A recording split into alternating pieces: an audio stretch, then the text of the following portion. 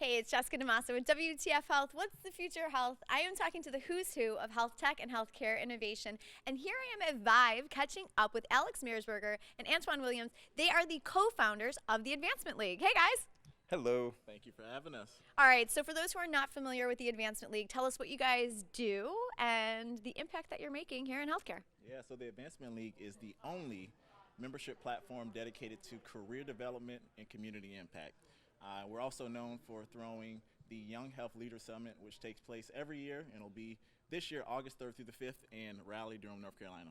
All right, let's talk through the pieces of this. So, Alex, talk to me about the career development piece of this. What do you guys do there? Yeah, we've been really fortunate to build a great network of physicians, and obviously we've seen a lot of people leave the sort of traditional healthcare system and go into health tech or go into sort of non-traditional healthcare roles. Even grocery stores have chief health officers now. And we get a lot of them that they'll say, we get reached out to with all sorts of, they get hit up sort of every day. I think a lot of our LinkedIn messages, they're getting hit up for sort of mentorship. Can you be my mentor? Can I get 15 minutes with you? Can I learn about your path? And they don't really have the time to sort of mentor everyone. And so what we want to do is almost that mentorship at scale, is to bring the best advice from the best people to the early careerists in healthcare. So it's really heartbreaking. We see just so many people go through traditional graduate healthcare programs, and you get a very hospital-centric view of the world still in a lot of American healthcare.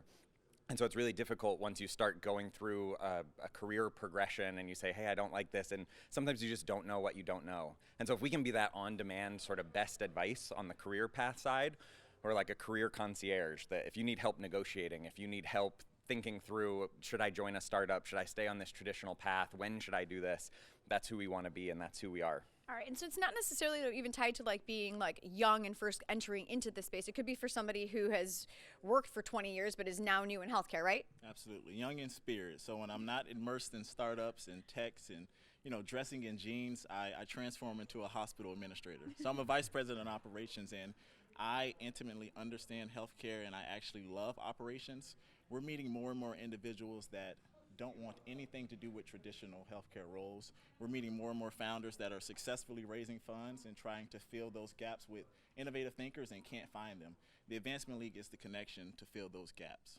All right, tell me about the Young Health Leaders Summit. Got to participate myself right before COVID. Awesome time, very cool, interesting event, lots of great speakers, lots of community impact work. So tell me about the summit again. Tell me the dates again for this year. August 3rd through 5th. Raleigh, North Carolina, on the private campus of SAS Institute, which is incredible.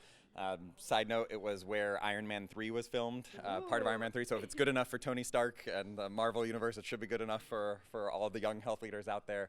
Our real theory is just there needs to be more space for safe conversation in healthcare. So a lot of times we get public speakers at big panels and things, and they're from public for-profit companies, and so it's really hard to say, you just have to paint a rosy picture at most events. You have to say, hey, everything that we do works. But then you get a lot of the behind-the-scenes employees who are doing the work that say, hey, like actually a lot of what we do doesn't work, or it's really hard, or this is what we're trying to do, and here's where we need help, here's where we need people or technology.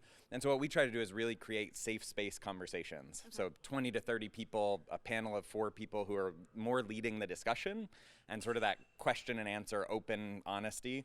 And we've seen a really just incredible format that it's almost like best friends as a service. Absolutely. Best friends as a service. I love that. All right, Antoine, tell me a little bit about the community impact piece specifically tied to the event, and then tell me a little bit about it broadly. Absolutely. So the Young Health Leader Summit, 3-day event, to Alex's point, small group sessions. We tackle big challenges, but we always close out the summit with what is known as the 24-hour community impact challenge, where we essentially take dollars from large organizations. We take those dollars and give them to cash directly to participants. We break them up into teams. We force them to work together, and we give them 24 hours to do good in the community. And I'll tell you, we've seen folks cry. We've seen folks change their. It's mostly me. That's what we want, is to see people start crying. Yeah. But more importantly, each community that we go and spend money in, it turns out better. So that community impact sits well in our hearts, and it really changes the dynamics of how we conference and meet. Awesome. And then broadly on the community impact piece, because you guys do stuff all year long. Yeah, we've been really fortunate to partner with the Health Foundation and with this event, Vive. We early on approached them in the very first year of health and said, hey, you bring this great group of healthcare leaders together from all over the country. You go to these different cities, and we believe that events should always be for good and for good in the local community. And so the Health Foundation immediately jumped and partnered with the Advancement League. They give us money every year to go out and spend wherever they are. And so this year we've got to partner with a couple local nonprofits here in Miami to really make a difference. That's awesome. So exciting. Were you on the ground doing that as well? Yeah, we were on the ground. We had hard hats on yesterday. We got a chance to spend some time with the Overtown Youth Center, a truly, struggling community here in Miami. Speak directly to the individuals that care about this community, grew up in this community, and that's something that we value. That's good. I love the passion, you guys, and I can't wait for the Young Health Leader Summit this year. Alex, tell us where people can find more information about Advancement League or the summit. So advancementleague.org is where you can go. It has everything about the Young Health Leader Summit. You can come hit us up, Antoine and Alex, on Instagram, LinkedIn, any of your social platforms, Yes, and we answer our DMs well. Yes, you do. Yes, you guys do. Highly responsive. And they're always quick to offer making a flyer if you run into them in the hallway and they find out that you're speaking later in the day. They're amazing, amazing. All right, guys, thank you. I appreciate it. Thank you so much for dropping by. We'll see you at the Young Health Leaders Summit.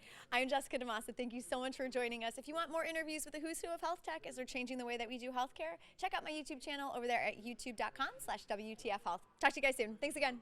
Thank you.